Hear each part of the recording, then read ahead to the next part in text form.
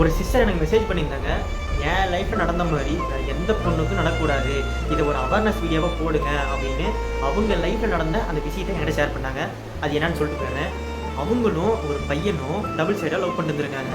இவங்களை லவ் பண்ணிட்டு இருக்கும்போது அந்த பையன் வேற ஒரு பொண்ணை லவ் பண்ணிட்டு இருந்திருக்கான்.